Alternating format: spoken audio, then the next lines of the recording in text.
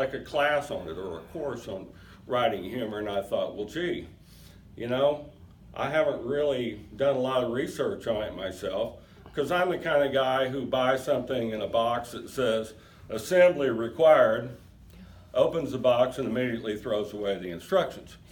So now I decided to look for the box and the instructions on writing humor. And I discovered that my 5-year-old self had turned the box into a fork and used the instructions to make spitwads. But they say in the writing trade that before you can break the rules, you have to know what the rules are. And some of the rules to writing humor is pretty simple. A lot of you probably watch sitcoms and funny movies and stuff like that. It all starts with the comic premise. And the comic premise a lot of times is simply the title.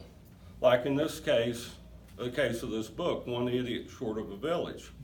The premise of that story is that there's a small little community that wants to be a village.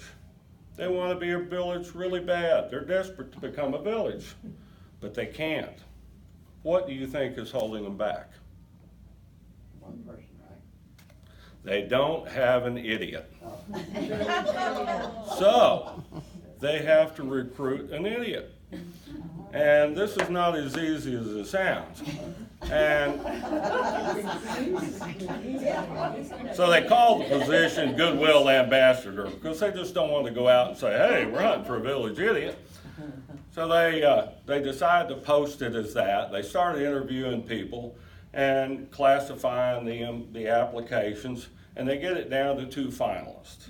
Then they bring each finalist in for more or less a weekend audition. And it goes from there, and ultimately they select one. But I won't spoil the story for you, but that's kind of how the comic premise works. A lot of humor is also based on observation and recognition.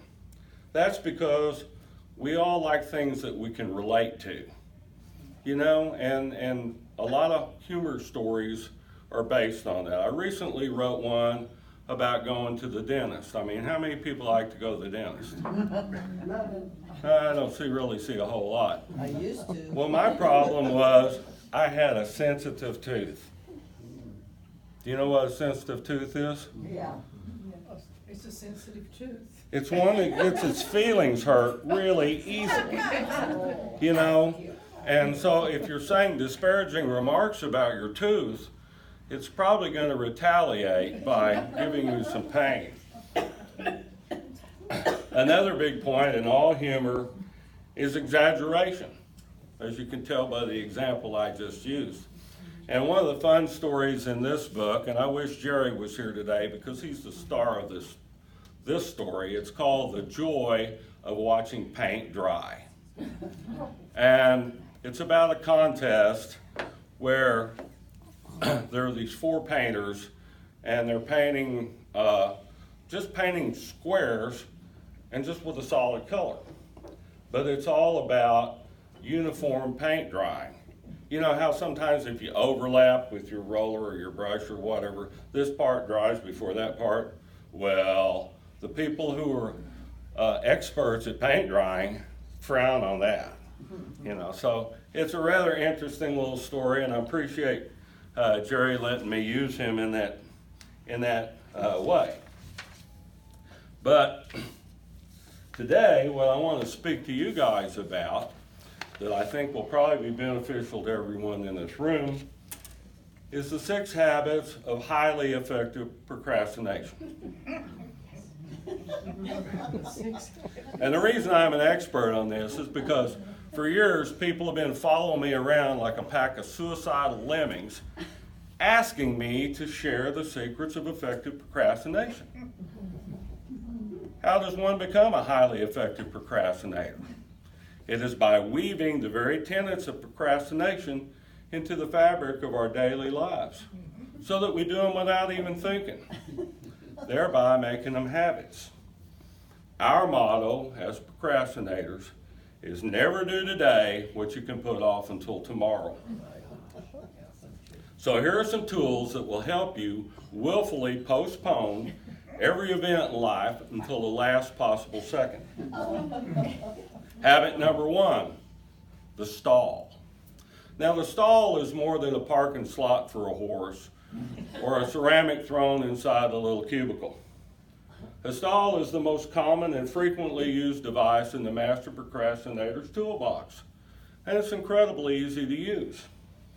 You start by simply acknowledging the other person's request, nod in agreement, and then take off on a never-ending babble that spans 5 continents, 14 time zones, and 2 bathtub rings.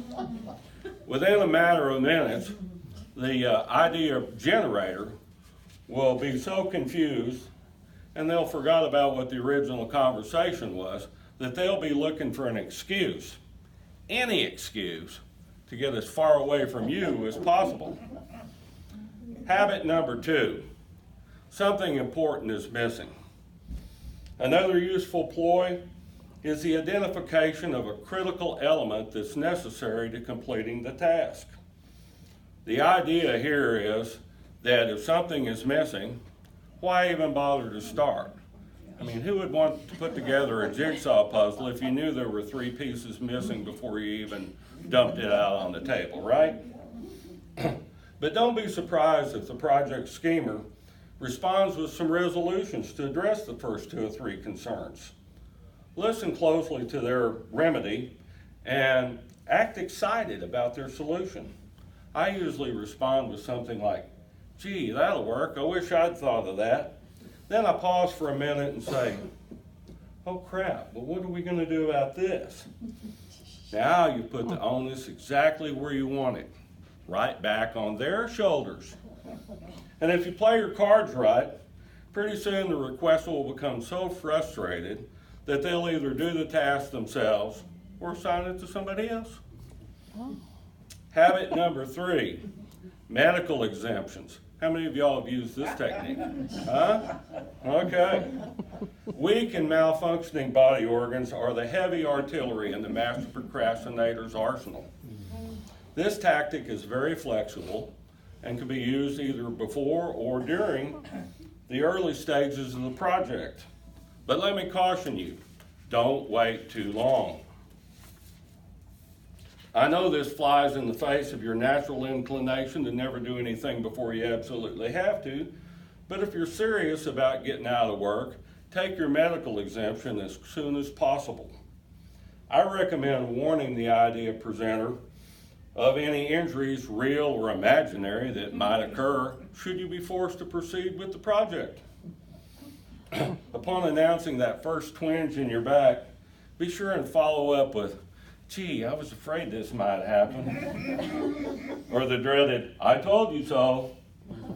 Now, to help sell the medical exemption, I recommend that you practice your grimace or other facial expressions in front of a mirror at least twice a week. The last thing you want to do is come across as whiny or pitiful, because that ruins any sympathy you may have accrued up to that point. Habit number 4 is scheduling conflicts. I'd planned to spend the next 2 hours sharing every secret of this highly effective habit, but something's come up. We're going to need to reschedule. How does February 31st look on your calendar? To counteract any proposal for the use of your time, it's always helpful to have something already booked. Almost anything will do. What is important is the perceived sincerity of your remorse. A deep sigh, accompanied by slowly shaking your head from side to side while staring at a blank cell phone screen, sells the message. Habit number 5, natural slothness. For the most part, this is a God-given talent. However, even a novice procrastinator can learn to reap the benefits of slowness. Try starting out with something simple, like getting dressed for an event that you really don't want to attend. Remember, every act, no matter how simple, must be done in extreme slow motion. A good example of this is the time-consuming task of tying your shoes. Each one must be untied and retied multiple times until that optimum ratio of string tension to tongue pressure has been achieved, so that the shoe is neither too tight nor too loose. Now, we master procrastinators refer to this as the Goldilocks principle. One particular morning, it took 3 of us master procrastinators 4 hours to perfect the perfect blend of Irish coffee. Now, I don't remember what we did to celebrate this achievement, but I was told later that I had a really good time. Habit number 6, the dilly-dally. Do we have any dilly-dalliers here?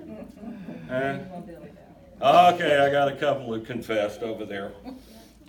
There are hundreds of ways to dawdle, loiter, linger, and lollygag into effectively postponing an event into oblivion. The key is to look busy while never actually doing anything. A gifted dilly-daller will create the illusion that they're fully on board and enthusiastic about the assignment. They nod in agreement like a bobblehead.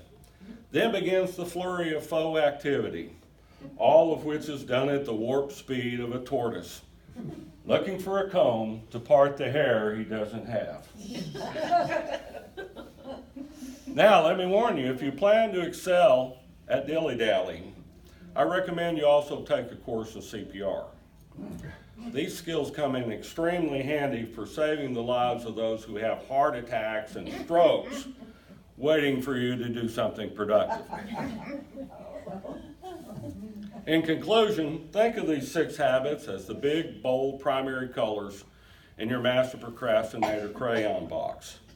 And who knows, you may discover a whole new habit that would postpone the inevitable. For there is no greater accomplishment in life than being late to your own funeral. Thank you.